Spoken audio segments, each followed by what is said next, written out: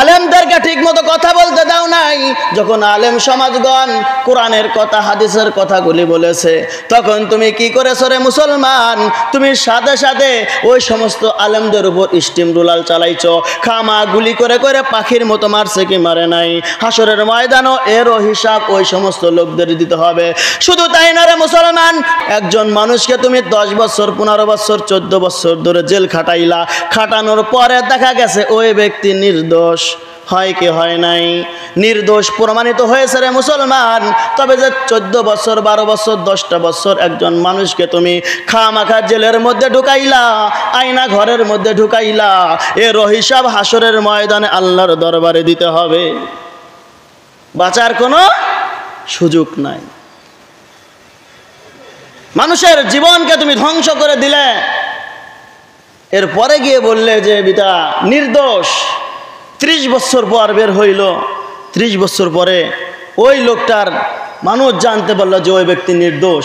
এই 30 বছরের যৌবনকাল কে ফিরিয়ে দেবে? স্ত্রীর কাছ থেকে স্বামীকে সরায় রেখে দিয়েছে, সন্তানদের ভালোবাসা থেকে বাবাকে দূরে সরাইয়া রেখেছে, কারোর সাথে কারোর যোগাযোগ নাই, বেঁচে আছে না মরে গেছে কোনো কিছু জানে না। 30 বছর পরে মানুষ শুনতে পায় অমুক ব্যক্তি বেকসুর খালাস পেয়েছে, তার কোনো মামলা নাই, মুকদ্দমা নাই, সন্দেহবশত তাকে গ্রেফতার করা হয়েছে। তবে আল্লাহ পাক রব্বুল আলামিন বলেন, ইনিল হুকমু ইল্লা লিল্লাহ, এই সৃষ্টি যার, আইন চলবে তার। কে বলছে? আল্লাহ বলে এই জমিন যার, সৃষ্টি করছে যে, আইন চলবে তার। এই কথা বলার জন্য যদি আমি আপনি জুমার মসজিদের মধ্যে একটা আলোচনা করি, এখানে কোনো রাষ্ট্রীয় মানুষ আপনাকে বাধা দেবে না, এখানে কোনো চেয়ারম্যান বাধা দেবে না, এখানে কোনো মেম্বার বাধা দেবে না, কোনো সুপ্রিম কোর্ট বাধা দেবে না, জজ কোর্টের লোক বাধা দেবে না। বাধা দেবে কে জানেননি? আমার পিছনে আপনার পিছনে যেই মুসল্লিগণ নামাজ পড়ে তারা। আলেমদেরকে ঠিক মতো কথা বলতে দাও নাই। যখন আলেম সমাজগণ কোরআনের কথা হাদিসের কথাগুলি বলেছে, তখন তুমি কি করেছো রে মুসলমান? তুমি সাথে সাথে ওই সমস্ত আলেমদের উপর স্টিম রুলাল চালাইছো।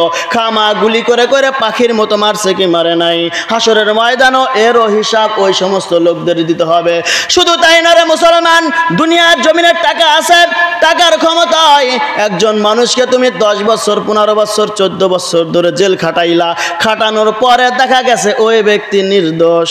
হয় কি হয় নাই? নির্দোষ প্রমাণিত হয়েছে রে মুসলমান। তবে যে 14 বছর 12 বছর 10টা বছর একজন মানুষকে তুমি খামাখা জেলের মধ্যে ঢুকাইলা, আয়না ঘরের মধ্যে ঢুকাইলা, এর হিসাব হাসরের ময়দানে আল্লাহর দরবারে দিতে হবে। বাঁচার কোনো সুযোগ নাই।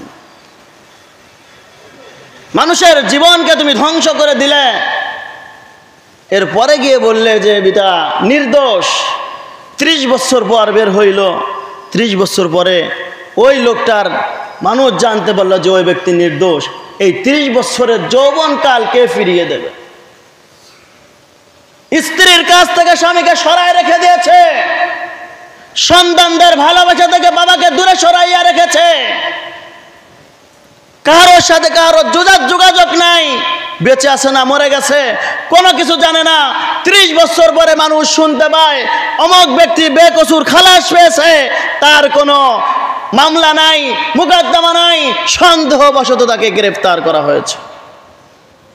ওরা মুসলমান, জুলুম এমন একটা বিষয়, জুলুমকে আল্লাহ পাক রব্বুল আলামিন হাসরের ময়দানেও ছাড় দেবে না।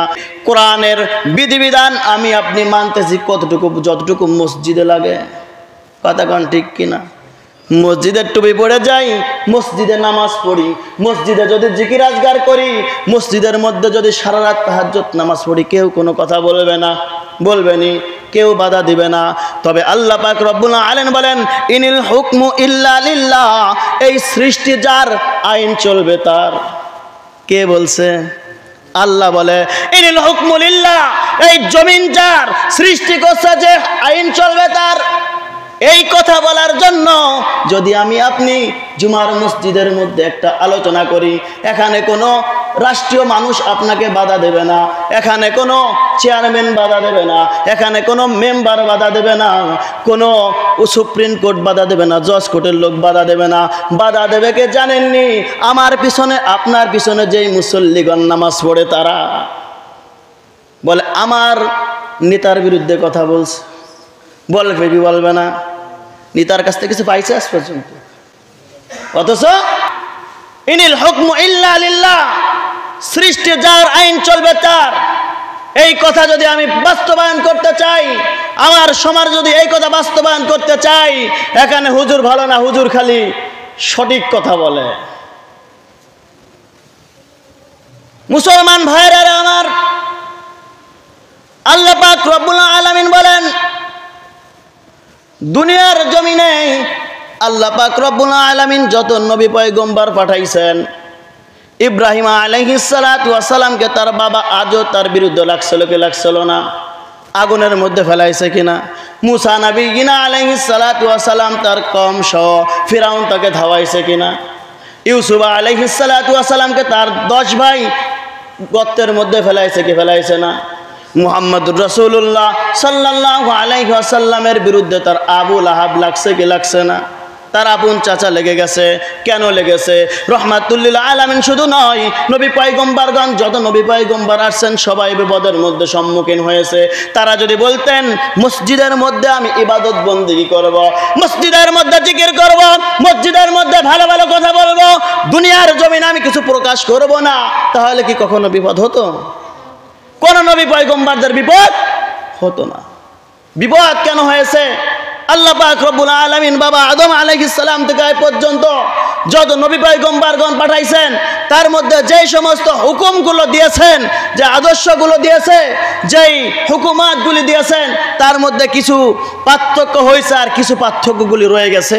যেমন অন্যান্য নবীদের সময় দেখা গেছে নামাজ আমরা 5 ওয়াক্ত করি, কোন নবীর সময় 2 ওয়াক্ত ছিল, কোন নবীর সময় 1 ওয়াক্ত ছিল, কোন নবীর সময় 4 ওয়াক্ত ছিল, 3 ওয়াক্ত ছিল।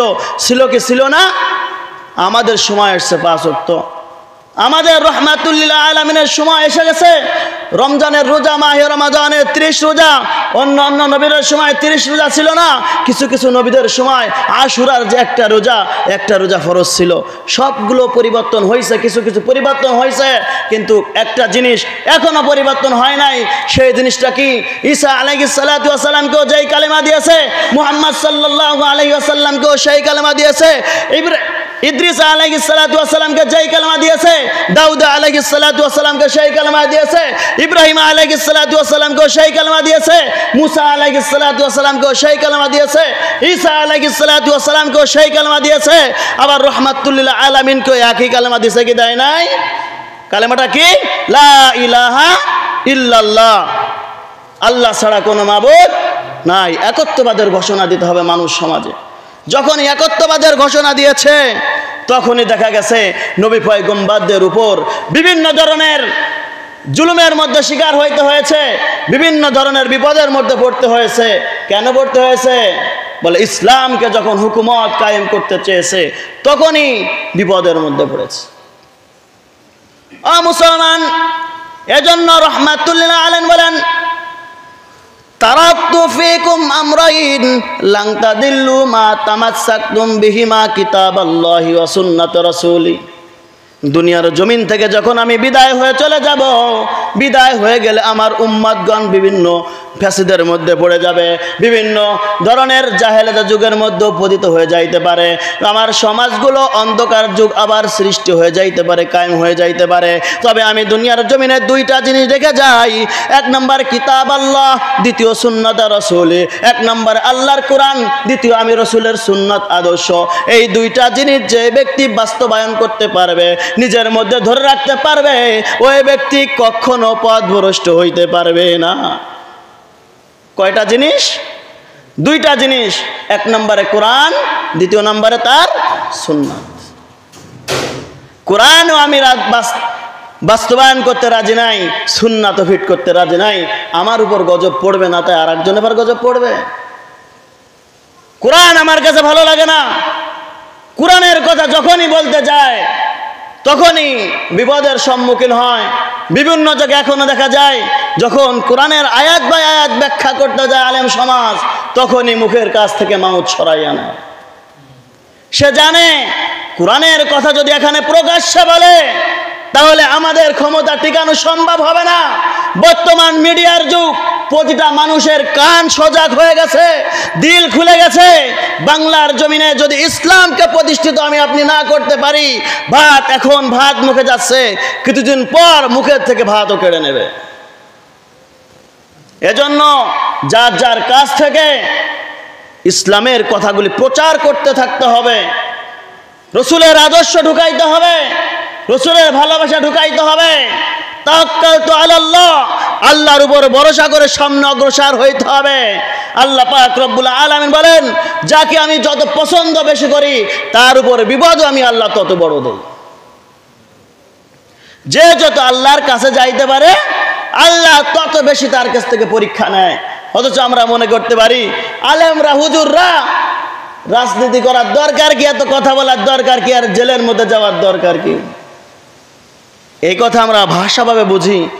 আল্লাহ বলেন, আল্লাহ রসুল বলেন, যে ব্যক্তি আল্লাহর কাছে যাইতে পারবে বেশি, তার বিপদ আপদ আমি আল্লাহ দিয়ে তাকে পরীক্ষাও করব তত বেশি।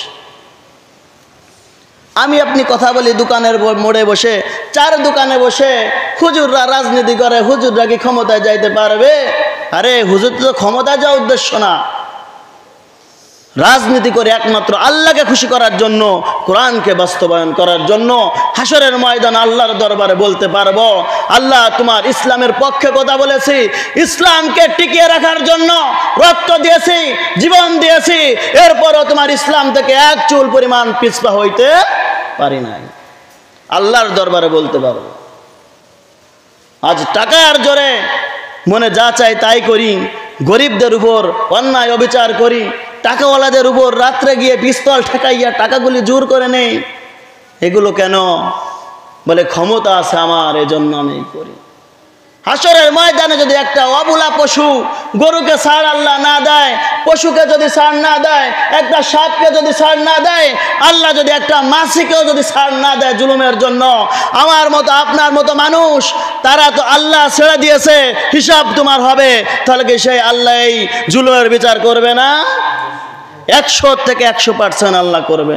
এজন্য আমাদের হিসাব করতে হবে, দুনিয়াতে যাই করি মানুষের উপর জুলুম করা যাবে না।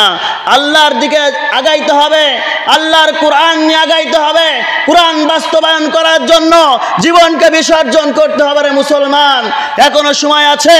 এখন মসজিদে মাহফিলের মধ্যে সত্য কথা বলা খুব কঠিন হয়ে যায়, কিন্তু মসজিদের ইমাম সাহেবগুলি যদি এখনো বাংলার মসজিদের প্রতিটা জুমার ইমাম সাহেব যদি সত্য কথা বলে, মুসল্লিদেরকে ঠেকাইয়া কোরআনের দিকে রাখতে পারবে কি পারবে না? অবশ্যই রাখতে পারবে। এজন্য মুসলমান জুমার মসজিদ থেকে আলুর ওয়াজ করলে হবে না। বর্তমান জুমার মসজিদ থেকে, প্রতিটা জুমার মসজিদ থেকে হিদায়াতের সম্পর্কে কথা বলতে হবে। কোরআন কিভাবে, কোরআন অনুসারে চলা যায়, রসুলের তরিকা কিভাবে মানা যায়, এই বিষয়ে প্রতিটা মসজিদ থেকে সঠিক কথা তুলে ধরতে হবে। কথা বলেন ঠিক কিনা? এখানে আলুর ইসারাজ বিভিন্ন জীবনী কই এখন সময় কাটানোর সময় নয়। ইসলাম মুসলমানদের পিঠ এখন দেওয়ালে ঠেকে গেছে। এখন আগাইতে হবে কিভাবে ইসলামকে দুনিয়ার জমিনে কায়েম করা যায়।